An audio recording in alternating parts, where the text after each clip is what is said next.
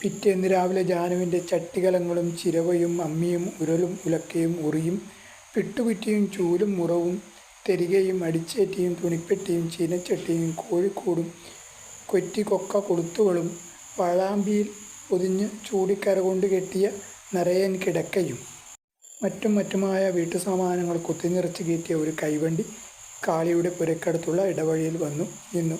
കൽക്കരിച്ചാരം വാരുന്ന പൊട്ടുക്കേട് ചെറുമൻ അയ്യപ്പനാണ് വണ്ടി വലിച്ചിരുന്നത്.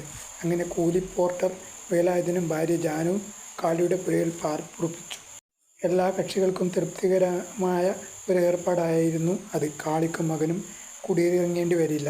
കൂലിപ്പോർട്ടർ വേലായുധനും ഭാര്യയ്ക്കും താമസിക്കാനുള്ള വാടക കൊടുക്കേണ്ട. കോൺട്രാക്ടർക്കും ചില കാര്യസാധ്യതകൾക്ക് വഴിതെളിഞ്ഞു.